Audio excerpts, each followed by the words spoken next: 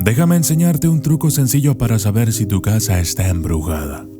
¿Te hicieron algún maleficio o si hay fantasmas en ella? Y presta atención al terrible y desgarrador relato que voy a contarte sobre cómo pude contactarme con un espectro que habita en una propiedad que renté y cuál es su historia.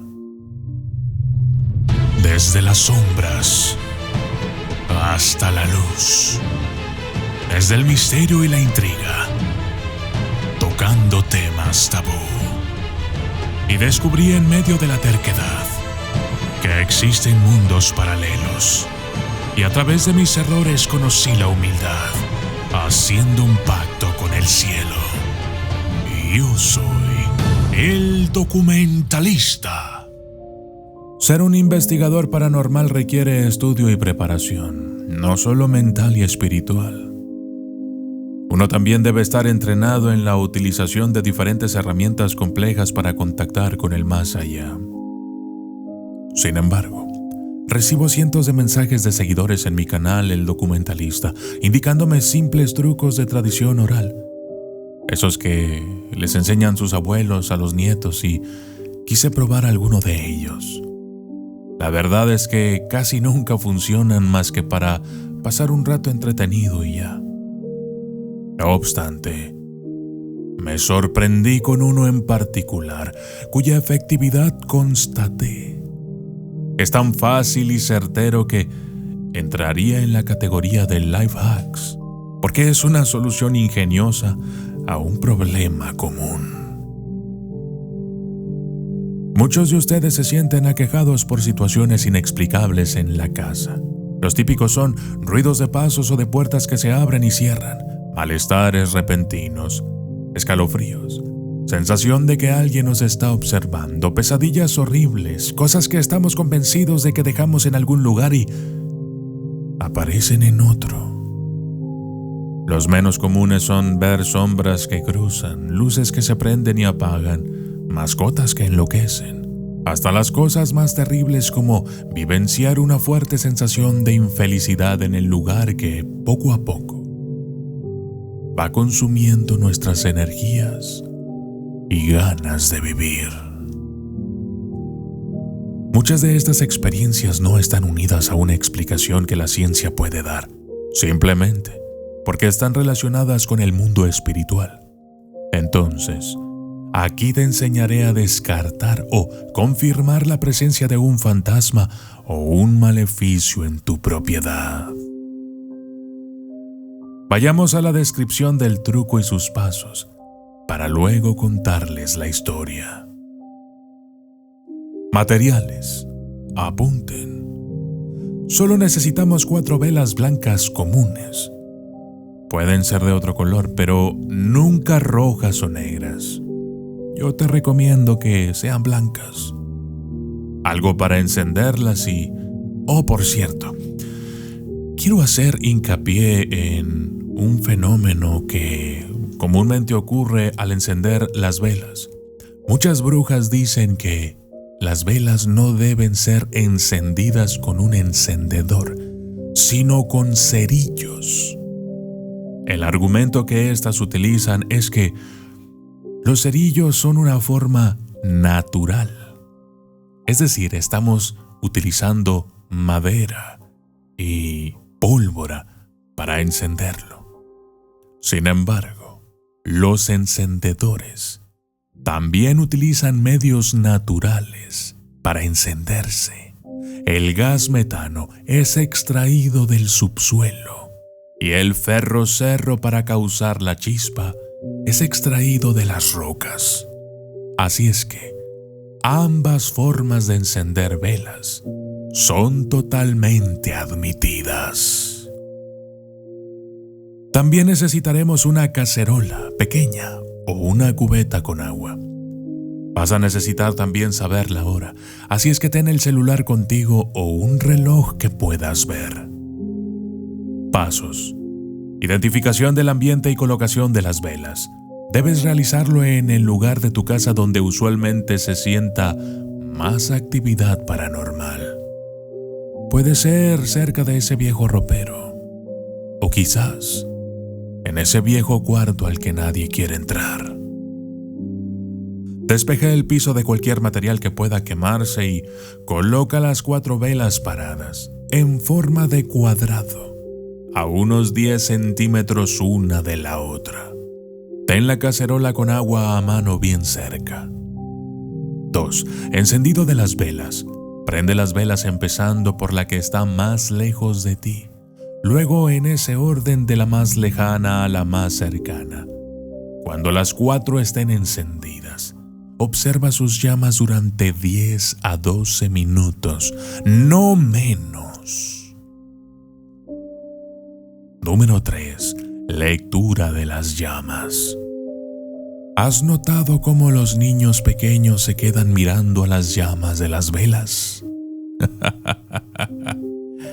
Bien, si transcurrido el tiempo todas las velas permanecen encendidas y estables, significa que no hay fantasmas ni maleficios.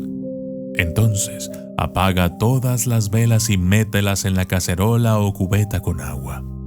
El truco terminó. Tu casa estaría limpia de seres sobrenaturales y conjuros. ¡Felicidades!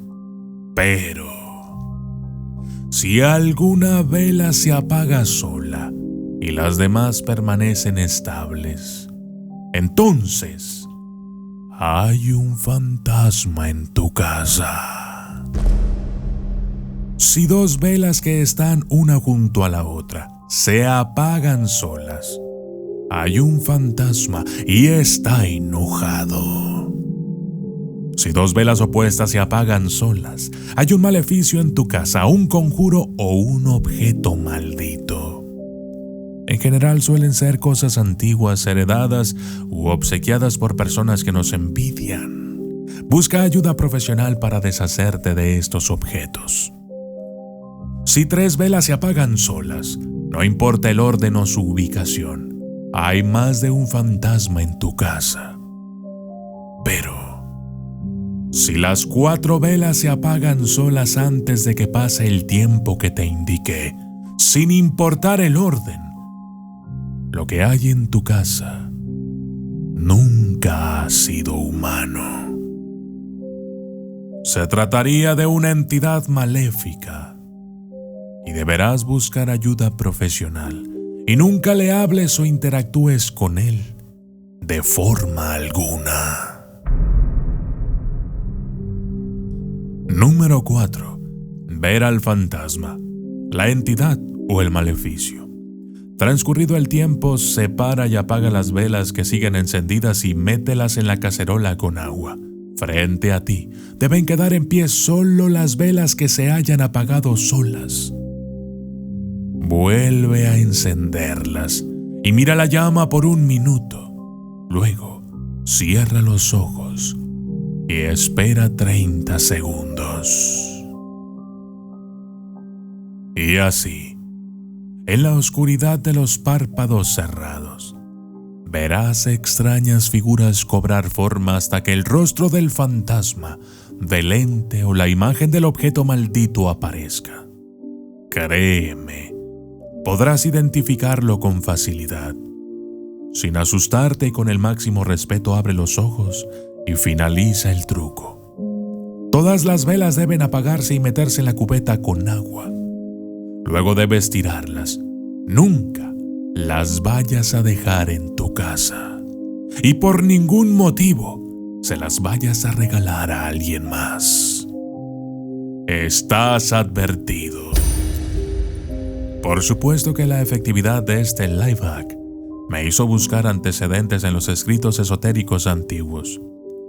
Encontré una referencia importante de su utilización en el pasado. El primer testimonio documentado de este truco fue escrito en 1827 por Eugenio Martínez Sánchez, un rico productor agrícola y famoso curandero de las viejas formas. En un pequeño libro de recetas tradicionales que realizó de puño y letra solo para su hija Mariana. Al parecer, Eugenio disponía de una gran extensión de campo con muchas edificaciones que los trabajadores rurales y sus familias habían utilizado para vivir tiempo atrás y que su descendencia pensaba dividir y repartirse. Pero el anciano no tenía buena relación con sus otras hijas. Así que, a modo de advertencia, le dejó a su preferida, Mariana, una anotación con un pequeño mapa al final del libro que decía lo siguiente: Mariana, sigue estas instrucciones.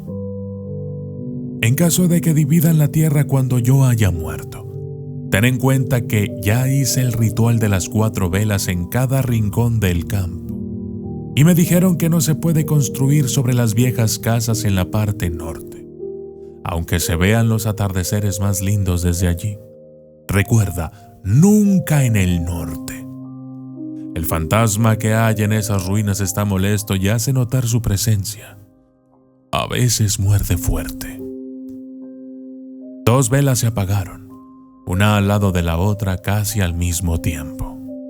Al este, donde vivía el capataz junto al reservorio de agua que hizo el abuelo Fermín, tampoco. Y jamás hagas casa alguna sobre la construcción de barro cerca de la entrada sur, la que derrumbó el terremoto. Hay uno de los malignos ahí. Sopló las 4 velas apenas las encendí. Tú eres la inteligente de la familia. Convence a tus hermanas y vendan esas tierras a bajo precio y solo quédense con el centro y la porción de terreno que va desde el camino de los árboles hasta la estancia. Allí ninguna vela se apaga y sobran hectáreas para que todas vivan bien, junto a sus familias y sin mayores sobresaltos. Ahora bien, este truco sencillo no solamente es efectivo porque lo he probado, también tiene una raíz teológica universal. Para citar algunos ejemplos de diversas religiones, en la Biblia, la luz es mencionada como reveladora de verdad divina que disipa las tinieblas del mal. Dice Juan 8:12, yo soy la luz del mundo. El que me sigue no andará en tinieblas, sino que tendrá la luz de la vida. Amantes del misterio, tengo una invitación especial para ustedes. Les presento Enigma Revelado, mi podcast exclusivo en Podimo. Aquí revelaremos lo enigmático con entrevistas a personas especiales, sin censura. Experiencias paranormales, sobrenaturales y de terror. Cada episodio será una puerta a lo inexplicable, donde exploraremos historias que desafían la lógica y la razón. Por solo 99 pesos mexicanos al mes o $6, tendrás acceso a conversaciones únicas y profundas, disponibles solo para suscriptores de Podimo. No te quedes fuera en este viaje hacia lo desconocido. Suscríbete hoy mismo a mi podcast Enigma Revelado. Encontrarás el link en la descripción.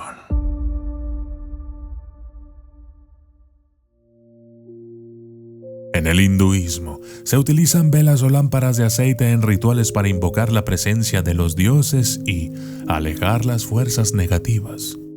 Observar el comportamiento de las llamas podría interpretarse como un signo de comunicación con lo divino y discernimiento de la presencia de entidades espirituales benignas o malignas. En el budismo, la luz de una vela simboliza la sabiduría. Uno de sus textos, el Sutra del Loto, señala en algunas traducciones: a la luz de la lámpara se disipa la ignorancia.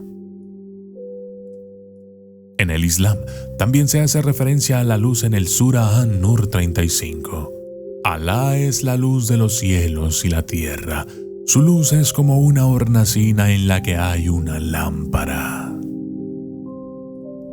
Cada religión tiene una profunda comprensión de la luz como medio para la verdad y comunicarse con el mundo espiritual.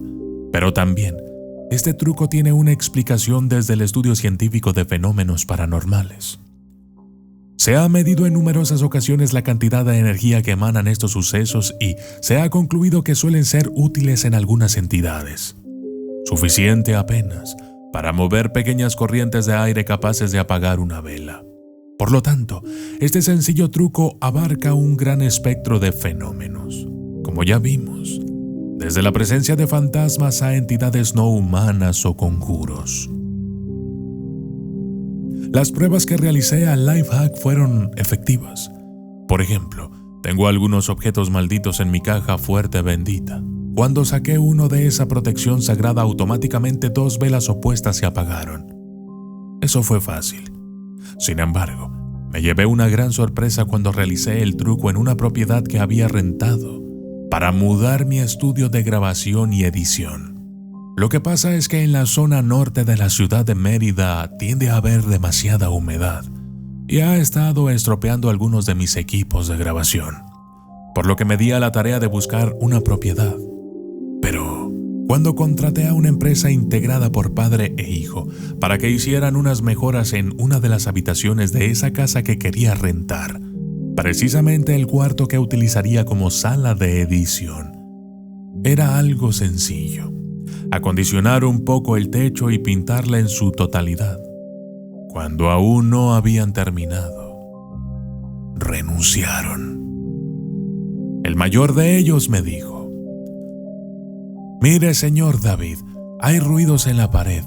Sentimos que golpearon la pared varias veces al día.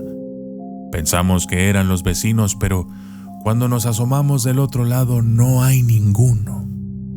La pared da un terreno cerrado, así es que, no sé, nos asustamos un poco y empezamos con fuertes dolores de cabeza y nos tuvimos que salir. Mi hijo me dijo que usted tiene un canal de YouTube y que investiga este tipo de cosas. Usted sabrá lo que pasa ahí. Nosotros nos vamos». Luego de hacerles las preguntas de rigor y despedirme de ellos, me pareció una excelente oportunidad para continuar con las pruebas del truco de las 4 velas. Así es que corrí a la tiendita de la esquina, compré un paquete de velas y un encendedor. Seguí las instrucciones y unos 7 u 8 minutos después de haberlas prendido, se apagó la primera. Unos segundos más tarde, la que estaba al lado también, dejando una estela de humo irregular. No cabía duda, había un fantasma allí y estaba enojado. Apagué y descarté en el agua las demás velas, volví a prender las que se habían apagado solas y me quedé mirando por 30 segundos.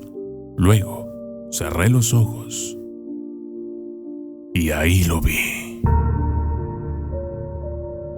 En la oscuridad de mis párpados se formó el reflejo de un rostro de una anciana con gran nitidez.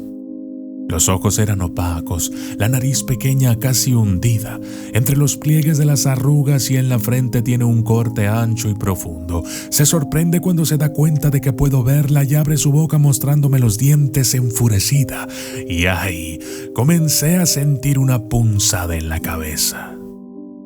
Su silueta se vuelve difusa, pero estaba claro que señalaba la pared con el dedo, bien arriba. Un escalofrío recorrió mi cuerpo, no lo niego. Pese a la experiencia que tengo, los golpes sobre el muro me hicieron sobresaltar.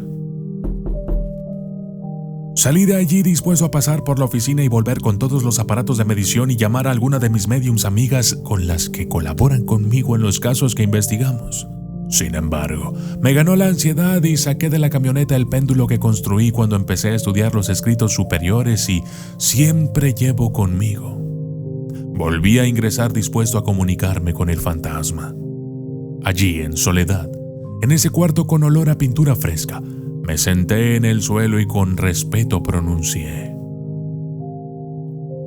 «Espíritu que habita esta casa, déjame ayudarte. Manifiéstate en este instrumento si has de comunicarte conmigo». De pronto sentí el escalofrío y el péndulo comenzó a oscilar hacia adelante y atrás. Conmigo, eso significa sí. Durante 15 minutos hice preguntas con respuestas simples. Averigüé que la señora había vivido allí poco tiempo, que murió en esa habitación, que tenía un hijo y que no estaba feliz por el lugar donde había sido enterrada. Es más, estaba furiosa. Golpeaba las paredes cada vez que le mencionaba al hijo. Cuando le pregunté si quería que lo buscara para que pudiera despedirse de él, directamente me arrancó el péndulo de la mano y no volvió a responder. obsequiándome un agudo dolor de cabeza que me hizo salir de allí con una duda a resolver. Aquello pendiente que ata al fantasma a este plano es la relación con su hijo, su lugar de sepultura o ambos. Inicié la investigación esa misma noche.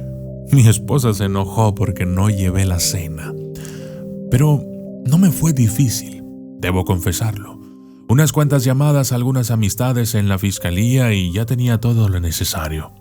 Una copia completa de las actuaciones del día de su deceso. El fantasma en vida se llama Florencia del Carmen, viuda de Guerrero.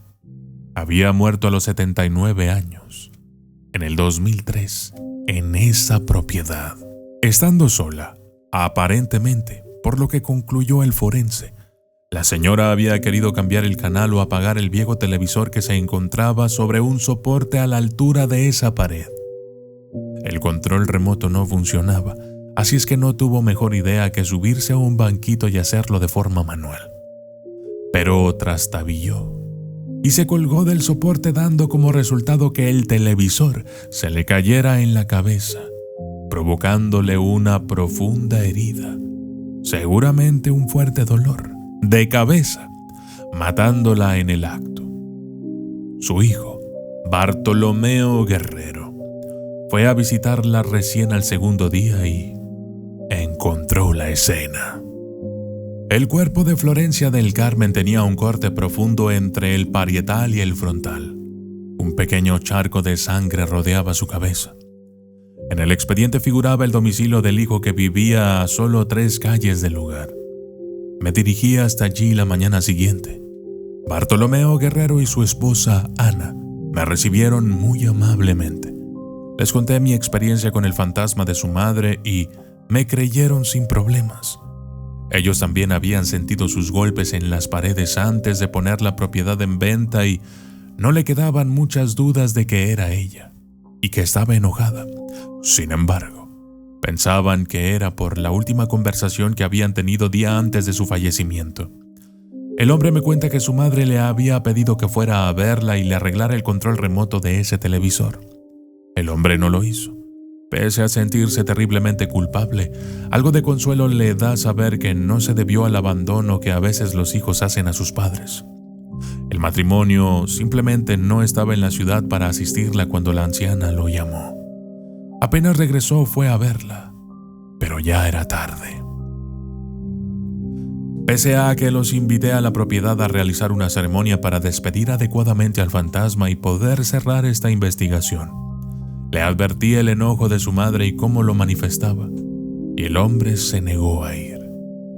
Me dijo que su salud era delicada y no podría soportarlo. Parecía sincero, así es que pensé rápidamente en la otra posible solución. Le dije, su furia tal vez se deba a que no está conforme con el lugar de su sepultura. ¿Sabes por qué? Bartolomeo se sorprendió. Comenzó a llorar y me contestó: la familia de origen de mamá tiene un panteón en el cementerio de la ciudad. Ella pidió expresamente que a su muerte dejáramos allí sus restos, junto a sus padres y hermanos. No quería que le enterráramos en el cementerio privado cerca de su marido. Mi papá era un alcohólico y había sido violento con ella y pues no se llevaban bien. Me explicó, angustiado, que no había cumplido esa última voluntad, que luego de la autopsia se habían demorado demasiado en entregar el cuerpo y terminaron, por una cuestión tonta, puramente burocrática, sepultándola en el cementerio privado, en la parcela familiar junto a su marido. Ana, la mujer de Bartolomeo, con mucha dulzura, trata de calmarlo. Nos dice que ella se encargará de todos los trámites necesarios para el traslado de los restos al panteón, exactamente como ella había solicitado.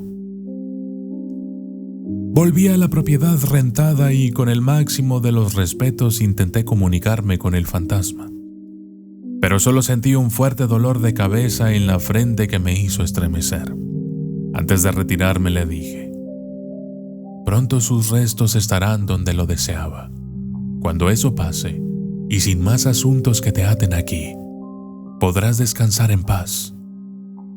Pero, si puedes, hazme un último favor y visítame en los sueños. Tengo algo muy importante que preguntarte. Casi 10 días después soñé con la anciana. Florencia del Carmen tenía puesto un bello vestido en tonos blancos y falda celeste. Su frente estaba completamente sana. Tenía el pelo prolijamente recogido con un elegante arreglo de flores. En la mano tenía el control remoto del televisor. Apretó una de las teclas y una puerta de luz se prendió cerca de ella. Llamó golpeando delicadamente 3 veces. Le abrieron inmediatamente y antes de ingresar, le hice una pregunta que de momento no puedo revelar. Luego, me regaló una sonrisa y se despidió de mí, agitando su mano. Al despertar anoté lo que había soñado, como es mi costumbre, y luego revisé el teléfono. Entre tantos mensajes del día anterior había uno de Ana, la esposa de Bartolomeo, que decía: «Hola David. Costó bastante, pero lo hemos conseguido. La mamá de mi esposo ya descansa en paz en el panteón de su familia. Gracias por el respeto y la paciencia». Fui a la propiedad que había rentado, llevando conmigo las 4 velas. Las encendí y esperé a que pasara el tiempo indicado. Sonreí. Luego de 12 minutos, las 4 seguían encendidas. Por cierto, al final no renté esa propiedad. Había unos vecinos molestos al lado. Yo soy el documentalista y esto fue Lifehack. Descubre fantasmas en tu casa.